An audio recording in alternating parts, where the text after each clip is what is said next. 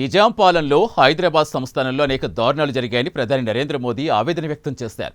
తెలంగాణ చరిత్రలో సెప్టెంబర్ 17 ఒక అపురూపమైన రోజు అని తెలిపారు ఆయన. నిజాం రాజు నుంచి హైదరాబాద్ సంస్థానానికి విమోచన జరిగిన రోజని ఆయన పేర్కొన్నారు. ఈ సందర్భంగా సర్దార్ వల్లభాయ్ పటేల్ సాహసాన్ని ప్రధాని మోదీ ప్రశంసించారు.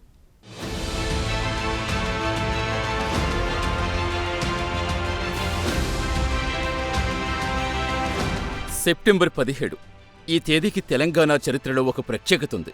నిజాం పాలన నుంచి హైదరాబాద్ సంస్థానానికి విమోచన జరిగింది సెప్టెంబర్ 17వ తేదీనే. అలాగే ఈ తేదీకి మరో ప్రత్యేకత ఉంది. సెప్టెంబర్ 17 ప్రధానమంత్రి నరేంద్ర మోదీ జన్మదినం. ఈ నేపథ్యంలో మధ్యప్రదేశ్లో ధార్లో జరిగిన ఒక కార్యక్రమంలో ప్రధాని పాల్గొన్నారు. ఈ సందర్భంగా జరిగిన బహిరంగ సభలో మాట్లాడారు. ఈ బహిరంగ సభలో హైదరాబాద్ సంస్థానానికి విమోచన జరిగిన సంఘటనను ప్రధాని మోదీ ప్రస్తావించారు.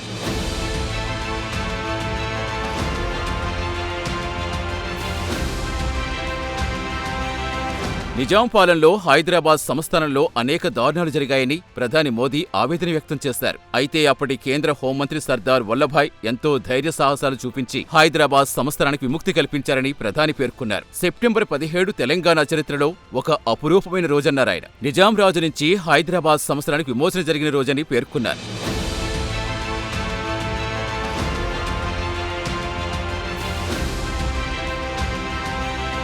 ఈ సందర్భంగా ఇటీవల భారత్ చేపట్టిన ఆపరేషన్ సింధూర్పై ప్రధాని ప్రశంసలు కురిపించారు. ఇది నవభారతం, ఎవ్వరికీ భయపడదని ప్రధాని కామెంట్ చేశారు. ఆపరేషన్ సింధూరులో భాగంగా మొత్తం 9 ఉగ్రవాద స్థావరాలు భారత్ బలగాలు నేలమట్టం చేసిన విషయాన్ని ప్రస్తావించారు. అంతేకాదు, అణుబాంబులు ప్రయోగిస్తామని ఎవరైనా బెదిరించాలని చూసినా భారత్ బెదిరే సమస్య లేదని ప్రధాని కుండబద్దలు కొట్టారు. అవసరమైతే భారత్పై అణుయుద్ధం చేస్తామని పాకిస్తాన్ ఆర్మీ చీఫ్ అసీం మునీర్ ఇటీవల అమెరికా భూభాగం నుంచి వార్నింగ్ ఇచ్చారు. దీనికి ప్రధాని మోదీ ఘాటుగా సమాధానమిచ్చారు. అణుబాంబులే కాదు, ఏ బాంబులకు ఎలాంటి పరిస్థితుల్లో భారత్ భయపడదని ఆయన కుండబద్దలు కొట్టారు.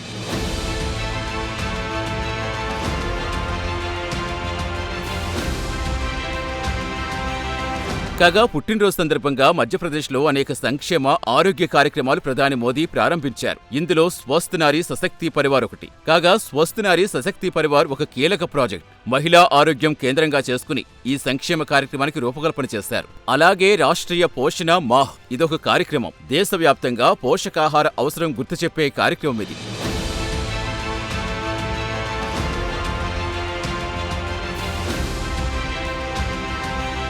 కాగా ప్రధాని మోదీ చాయ్ వాలాగా జీవితం ప్రారంభించారు. అంతిమంగా దేశ ప్రధాని పదవి వరకు ఆయన ఎదిగారు. ఈ జీవన ప్రస్థానంలో అనేక ఒడిదుడుకులు ప్రధాని మోదీ ఎదుర్కొన్నారు. నరేంద్ర మోదీ 1950 సెప్టెంబర్ 17న గుజరాత్లో మెహ్సానా జిల్లాలో వాద్నగర్లో ఒక మధ్యతరగతి కుటుంబంలో జన్మించారు.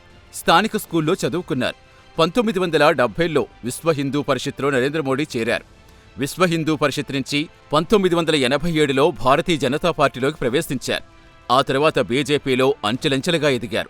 1990లో అద్వానీ చేపట్టిన అయోధ్య రథయాత్రకు, అలాగే 92లో మురళీ మనోహర్ జోషి చేపట్టిన కన్యాకుమారి కశ్మీర్ రథయాత్రకు నరేంద్ర మోదీ ఇన్ఛార్జిగా పనిచేశారు.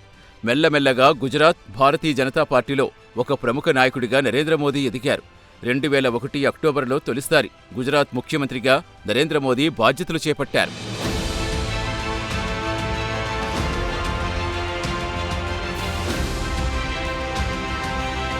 కాగా 2014లో వచ్చిన లోక్సభ ఎన్నికలు నరేంద్ర మోదీ రాజకీయ జీవితాన్ని మలుపు తిప్పాయి. 2014 లోక్సభ ఎన్నికల్లో భారతీయ జనతా పార్టీ ప్రజలు పట్టం కట్టారు. దీంతో అదే ఏడాది మే 26న స్వతంత్ర భారతదేశ 15వ ప్రధానమంత్రిగా నరేంద్ర మోదీ ప్రమాణ స్వీకారం చేశారు. దీంతో రాజకీయంగా నరేంద్ర మోదీ సెకండ్ ఇన్నింగ్స్ ప్రారంభమైంది. 5 ఏళ్ల తర్వాత 2019లో జరిగిన లోక్సభ ఎన్నికల్లో మోదీ నాయకత్వంలో బీజేపీ విజయ దుందుభి మోగించింది.